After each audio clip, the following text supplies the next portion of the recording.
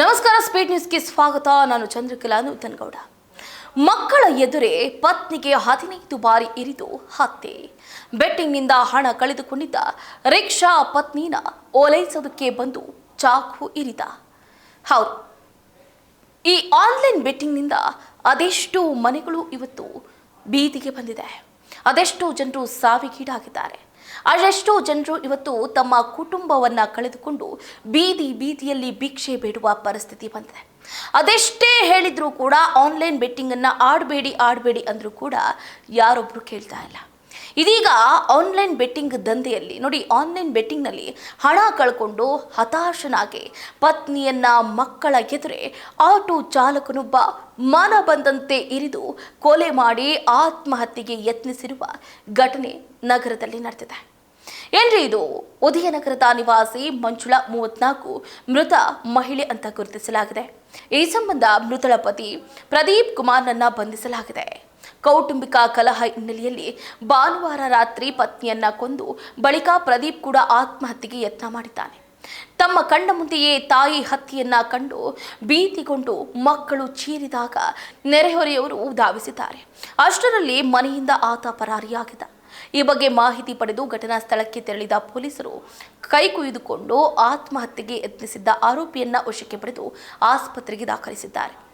ನೋಡಿ, ತವರು ಮನೆಗೆ ಸೇರಿರ್ತಾಳೆ ಪತ್ನಿ. 15 ವರ್ಷಗಳ ಹಿಂದೆ ಗೃಹ ರಕ್ಷಕಿ ಅಂದ್ರೆ ಹೋಮ್ ಗಾರ್ಡ್ ಮಂಜುಳಾ ಹಾಗೆ ಆಟೋ ಚಾಲಕ ಪ್ರದೀಪ್ ಅವರ ವಿವಾಹ ಆಗಿರುತ್ತೆ. ಈ ದಂಪತಿಗೆ 14 ವರ್ಷದ ಹೆಣ್ಣು ಮಗಳು ಹಾಗೆ 12 ವರ್ಷದ ಗಂಡು ಮಗು ಕೂಡ ಇರುತ್ತೆ. ಕಳೆದೊಂದು ವರ್ಷದಿಂದ ಮಹದೇವಪುರ ಠಾಣೆಯಲ್ಲಿ ಮಂಜುಳಾ ಕೆಲಸವನ್ನ ಮಾಡಿಕೊಂಡಿರ್ತಾರೆ. ಈತ ಚಾಲಕನಾಗಿ ಅಂದ್ರೆ ಆಟೋ ಡ್ರೈವರ್ ಆಗಿ ಕೆಲಸವನ್ನ ಮಾಡ್ತಿರ್ತಾನೆ. ಇದೇ ವಿಚಾರಕ್ಕೆ ಪತ್ನಿ ಜೊತೆಗೆ ಜಗಳ ಆಗ್ತಾ ಇರುತ್ತೆ. ಕೊಲೆ ಬಳಿಕ ಆತ್ಮಹತ್ಯೆಗೂ ಕೂಡ ಯತ್ನ ಮಾಡಲಾಗುತ್ತೆ. ನೋಡಿ, ಪದೇ ಹೆಂಡತಿ ಹೇಳ್ತಾ ಇರ್ತಾರೆ ಮಂಜುಳಾ, ಜೂಜಾಟ ಆಡಬೇಡಿ ಅಂದ್ರೆ ಆತ ಆಟೋ ಓಡಿಸಿದಂತಹ ಹಣ ಆಗಿರ್ಬೋದು ಅಥವಾ ಹೆಂಡತಿ ದುಡಿದಂತಹ ಸಂಬಳ ಆಗಿರ್ಬೋದು, ಎಲ್ಲವೂ ಕೂಡ ಜೂಜಾಟಕ್ಕೆ ಆಗ್ತಾ ಇರ್ತಾನೆ. ಜೂಜಾಟ ಆಡಬೇಡಿ, ಮಕ್ಕಳ ಭವಿಷ್ಯ ನೋಡಿ, ಹೆಣ್ಣು ಮಗಳು ಇದ್ದಾಳೆ, ಮದುವೆ ಮಾಡಬೇಕು, ಆಕೆಯ ಜವಾಬ್ದಾರಿಯನ್ನು ನಾವು ಕಳ್ಕೋಬೇಕು ಅಂತ ಮಂಜುಳಾ ಎಷ್ಟೇ ಹೇಳಿದ್ರು ಕೂಡ ಆತ ತಲೆನೇ ಕೆಡಿಸ್ಕೊಳ್ತಾ ಇರಲಿಲ್ಲ. ಜೂಜಾಟ ಬೆಟ್ಟಿಂಗ್ ಆತನಿಗೆ ಒಂಥರ ಹೆಣ್ಣೆ ಅಂತಿ ಆಗೋಗ್ಬಿಟ್ಟಿತ್ತು. ಸೊ ಹಾಗಾಗಿ ಜೂಜಾಟದ ಜೊತೆ ಬೆಟ್ಟಿಂಗ್ ಆ್ಯಪ್, ಸ್ನೇಹಿತರ ಬಳಿ ಸಾಲ ಮಾಡಿ ಹಣ ಕಳೆದುಕೊಂಡು ಕಂಗಾಲ್ ಕೂಡ ಆಗಿರ್ತಾನೆ. ಬೆಟ್ಟಿಂಗ್ ವಿಚಾರವಾಗಿ ದಂಪತಿ ಮಧ್ಯೆ ನಿತ್ಯವೂ ಕೂಡ ಜಗಳ ಆಗ್ತಾನೆ ಇರುತ್ತೆ. ಹಣಕ್ಕೆ ಗಂಡನ ಹೆಂಡತಿ ಜೊತೆ ರಗಳೆ ಆಗ್ತಾ ಇರುತ್ತೆ. ಇಬ್ಬರು ಮಕ್ಕಳ ಮುಂದೇನೆ ಮನ ಬಂದಂತೆ ಪತ್ನಿಗೆ ಇರದೇ ಬಿಡ್ತಾನೆ ಆತ.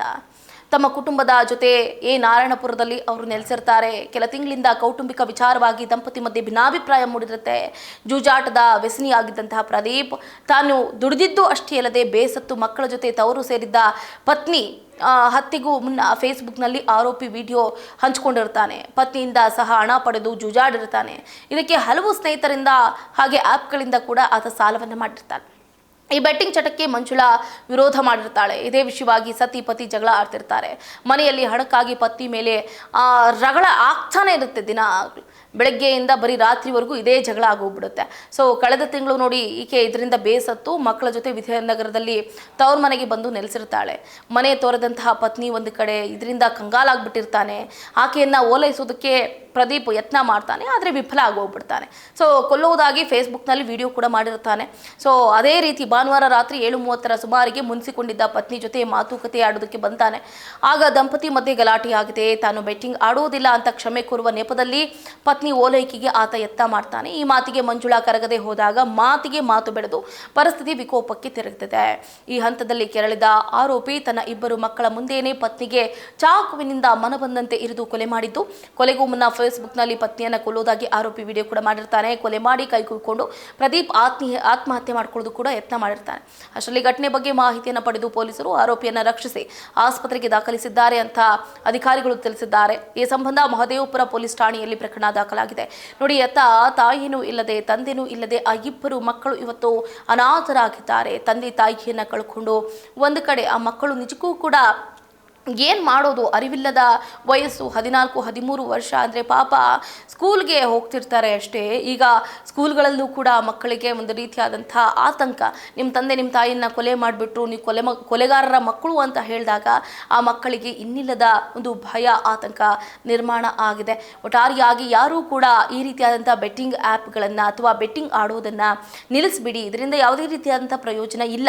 ಇದರಿಂದ ನಿಮ್ಮ ಮನೆ ಮಠ ಆಸ್ತಿ ಅಂತಸ್ತು ಹೆಂಡತಿ ಮಕ್ಕಳನ್ನ ಕಳ್ಕೊಳ್ತೀರೇ ವಿನಃ ಇದರಿಂದ ನೀವು ಏನೂ ಕೂಡ ಸಾಧನೆ ಮಾಡೋದಿಲ್ಲ ಅಥವಾ ಏನೂ ಕೂಡ ಪಡ್ಕೊಳ್ಳೋದಿಲ್ಲ.